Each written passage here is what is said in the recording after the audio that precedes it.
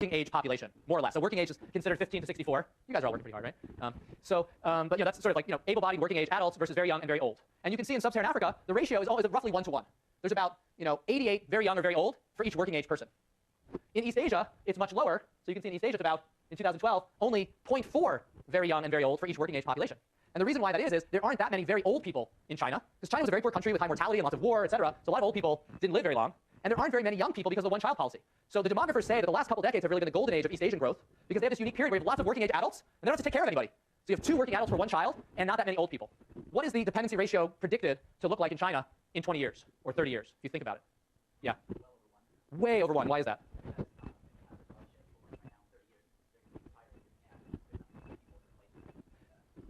Exactly. So if the one-child policy is followed, more or less, the dependency ratio should be about 200. For every working age person, actually be more than that.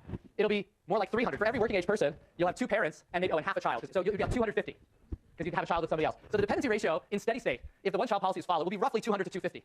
So it's very interesting. East Asia is going to go from having the lowest dependency ratio, meaning lots of working age adults able to invest, save, boost the economy, to basically spending all their income taking care of their aging parents and not being able to invest it at all.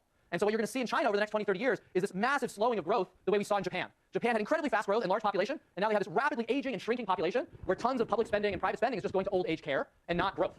So we're living in a very interesting world where demographics are going to start governing relative patterns. Now how about sub-Saharan Africa? If fertility falls in sub-Saharan Africa gradually, the way it has in South Asia, what's going to happen to the dependency ratio in 20 years? Yeah. Exactly. So with South Asia having gradually fallen fertility, and now sub-Saharan Africa having gradually fallen fertility, there are going to be fewer and fewer kids to take care of. So each working age adult can do more investing and saving rather than providing for dependents. So China is entering one sort of demographic period, the way Japan did earlier, or Europe is entering now, but South Asia and sub-Saharan Africa are entering a golden period of growth. Rapidly growing populations, falling dependency ratios. So the share of population and growth in Africa should be growing very rapidly over time. So when I was a kid in the 70s and 80s, sub-Saharan Africa, and we'll show you some statistics, had a much smaller share of world population than even today. By the time I died at 120 or 130, sub-Saharan Africa is going to have a massive share of world population. So let me show you some of the figures. This is world population, and I put the US in there just because it's kind of fun to show. The US is the bottom line. Then we have sub-Saharan Africa, India, and China. So in 1960, US population and sub-Saharan African population were both about 200 million. Okay, so that's pretty large, but not too large. Indian population was about 500 million. Chinese population was about 600 or 700 million in 1960. So Chinese population was about 3 times as large as all of sub-Saharan Africa, and India was, say, twice as large. So the data here is from the United Nations, and what they do is they look at fertility trends, they look at mortality trends, infant mortality, they look at disease trends, they factor in the HIV/AIDS epidemic, they factor in everything they can get their hands on, and they predict what population will look like going forward, given those trends. If you have those numbers, fertility, mortality, et cetera, you can predict population. It's a pretty simple mathematical system. So what we've seen, so this is real data, and what we've seen in the real data is, US population is inching up slowly. We don't have very high fertility. There's been some immigration. So US population is sort of inching up. So now we're about 310 million in the US today. You can see that both Chinese and Indian population have gone up a lot to be 1.3 billion to 1.4 billion for China. Now in Africa, the slope has been steeper. You can see this very rapid, almost exponential increase with higher fertility. So this is what we have so far through 2012. When the UN projects forward, and they have different projections, some are more conservative, some are less conservative. If we take what they call their medium projection, what they consider their best guess, this is what it looks like going forward to 2060. So looking forward the next 40 to 50 years. So what you see, if you look at the US again, we're going to gradually inch up to maybe 400 million, 400 something million. India is also going to continue gradually increasing. They have a gradual fertility decline. So their population will sort of level off at 1.5, 1.6 billion. So Indian population is already sort of leveling off. But the two regions where you just are going to see radical changes are in sub-Saharan Africa and in China. So as we were talking about before, given the one-child policy, Chinese population is sort of peaking now, maybe over the next decade. And then it's going to start declining very rapidly. So Chinese population is going to go from about 1.5 billion down to maybe 1.3 billion in 2060. In other words, the population in 2060 for China is going to be about what it is today or what it was 10 years ago. And that's why the global population is going to get much larger. So China's share of the global population is going to shrink very quickly. Africa, on the other hand, has this exponential increase in population. I'll take that one sec. Where today they're at about 800 million. But by 2060, the prediction is African population will be 2.5 billion. And that's out of a global population of about 10 billion in 2060. Okay? So African population down here in 1960 was something like 7% of global population, 7, 8%. By 2060, it's going to be 25% of global population. Sub-Saharan Africa is going to go from being a kind of small region in terms of world population to being by far the largest region. There's a hand up over there. Yeah. Yep. So birth rates were always pretty high. The difference is really death rates have fallen a lot. So infant mortality has fallen, and fertility has remained high. So there were always many births in all these regions. In China, and India, and Latin America, there was very high rates of fertility, say, in 1960. And what ended up happening is when mortality rates fell in those developing regions, fertility rates very quickly followed. Now, in some cases, that was just because households chose to have fewer kids. In other cases, it was because of government policy, like the one-child policy. Now, what we've seen in sub-Saharan Africa is mortality rates have fallen a lot, but fertility rates have stayed very high. Now, the reason why this projection might be wrong is maybe the UN demographers have it wrong. Maybe with another decade of rapid economic growth, falling infant mortality, we'll see very rapid fertility declines in Africa. If that's true, you won't see African population at 2.5 billion. Maybe it'll be at 2.2 billion or 2 billion, but it's still going to be really large given the very large number of young people today. So I think it's a bit of a puzzle. I don't think there's one accepted answer for why fertility has remained higher in sub-Saharan Africa even after mortality declines, but that's a very important research question right now. Do you have any thoughts on that?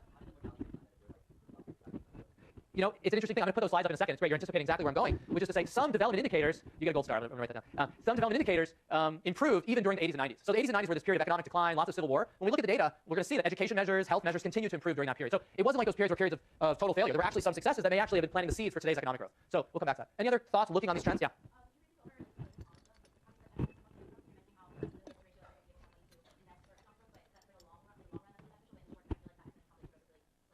So tell me more about that. I mean, what's your view on that?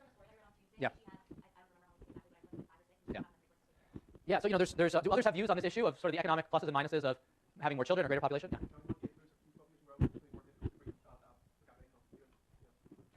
Okay. Yeah.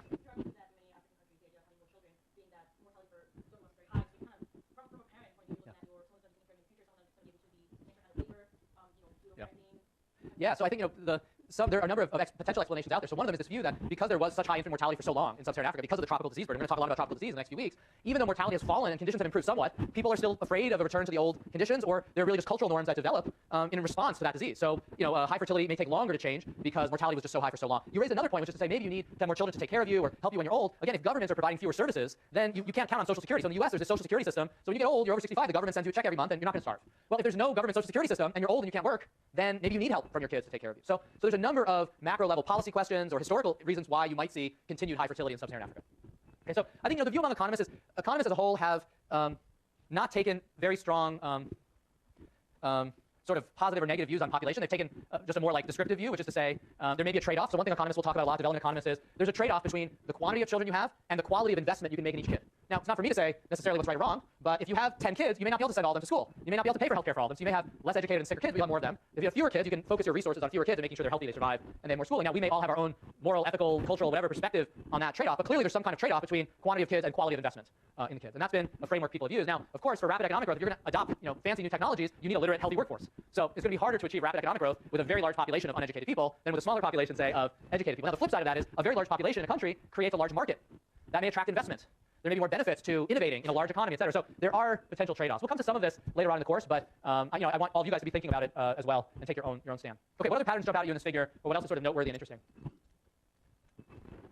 In the back up there? It really all is going to depend on when fertility starts falling, and that's really an open question. No one understands that. If it starts changing sooner, this won't look exponential anymore. It'll start looking more concave. I don't think anybody has an answer to that question. Well, by 2060, the projection is 9.6 billion, the UN projection. So in about 50 years, it'll go from about 7 billion to, say, almost 10 billion. So world population is going to continue to grow, although not as rapidly in percentage terms as it did in the past, precisely because the Asian countries are leveling off. A large part of the global population increase over the last few decades was the fact that Indian population tripled. Well, it's not going to triple over the next 50 years. It's going to kind of gradually increase. So, yeah, I mean, yeah, this looks pretty linear. I'm not sure, what we're going to asymptote to. Yeah. Go ahead. Yeah. Yeah, I mean, certainly you even see here that the slope for the Asian countries here is definitely convex, meaning it's going up in an exponential way, and then at some point it starts leveling off, right? So, and that process continued before. There was really no attempt, say, in China after 1949, after the revolution, there was no attempt to control population. In fact, now very much wanted to promote fertility, to have a large population, a large, powerful China. So you have very rapid Chinese population increase over that period. Indian population at independence, I think, was 350 million. So you have over 15, from 1947 to 1960, a huge increase in Indian population. So basically, the Asian countries were experiencing this exponential growth in the previous few decades before leveling off. And presumably, eventually, sub-Saharan Africa will level off. I mean, there's a lot of variables not accounted for here. We're going to talk a bit about climate change in this course. If there are really adverse changes in climate in Africa, and some of the climate models predict there could be, this situation could change. Mortality could rise, for instance. So there's a lot of uncertainty around these estimates, but this is the best guess of the world's sort of preeminent demographers. So it's quite a stark world we're looking at going forward.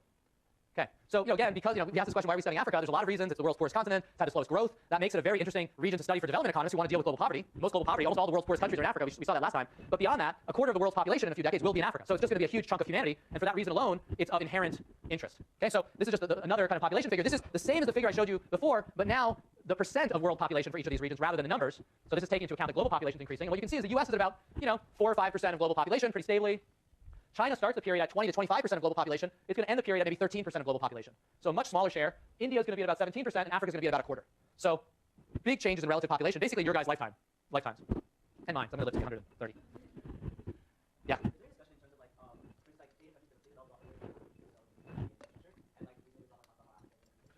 Yeah. Yeah, I think that's one of the open questions is, these projections are taking into account African economic growth and projected growth and taking into account the fact that as you grow, fertility falls. But maybe the relationship won't be the same in the future as it was in the past. Maybe there will be new technologies, contraceptive technologies, or maybe there'll be very rapid cultural change around these issues. We don't know. So I think these are always going to be a little bit tentative. But even I think the most conservative projections, I haven't shown those here, but the most conservative projections of African growth still show it being the largest population region 30 years from now. So I think that's pretty much a given. It's just a question of whether it's 2 billion or 2.5 billion, I think. That's kind of the wiggle room. Okay, so back to the maps. We had this really nice map before. This is today's population. You can see Asia's huge, Africa's pretty big. And what you're going to see going forward is as we go to 2060, Europe and the US are looking smaller, and Africa starts looking really, really big. So again, from here, 2011 to 2060, Africa gets a lot larger. So this is just a way to visualize its share of the world population. And the projection to 2060 is Nigeria will have 400 million people. Ethiopia will have over 150 million people. These will be just huge countries. So Nigeria will have as many people as the US, whereas 50 years ago, the US had many multiples of Nigerian population. It's a very stark change in relative population over time. Okay, any other questions or thoughts on this before we get into more of the economic data? Yeah. They do, but I think that's a big area of uncertainty in the sense that immigration policy changes, it gets tighter, it gets looser. So that's a variable that I think is up in the air. Now, for the most part, for most African countries, even though yes, there certainly is African immigration to Europe and whatnot, as a share of African population, it's still relatively small. So I don't think most demographers would see that as like the decisive thing governing these numbers. But for instance, some European countries with declining populations may open up to a lot more immigration. They may have radical changes in immigration policy, and then you might start seeing some effects. It's very interesting to see the countries that are sort of farther along in these demographic changes and see the politics of immigration. Though, so if you look at a country like Japan that has had rapidly declining population, aging population, a very natural thing for Japan to do in order to maintain population size, growth, et cetera, would be to allow some immigration. And they've allowed just tiny bits of immigration into Japan. So like they allow ethnic Japanese from Brazil or the US. It's much easier for them to immigrate to Japan. So these sort of tiny communities of Japanese immigrants who have come back. There's small communities of some Asian immigrants in Japan, but they're very, very small, say, relative to the US, where we have very large rates of immigration. And there's much more, we know there's a lot of debate in the US about immigration, and it's controversial, but for the most part, we have a pretty open immigration policy, and people tolerate a lot of diversity in the US. In Japan, they don't tolerate much diversity. So I think it's a question, like China is a big question. How much diversity would China tolerate? How much would they tolerate when their population starts kind of going off a cliff? How much immigration will they allow from other countries? I don't know the answer to that question. We don't even know what political institutions are going to look like in China in 20 or 30 years. Will it still be a communist dictatorship? Will it be democratic?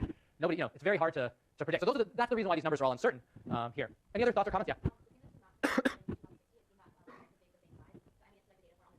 For Latin America, so looking at the two maps.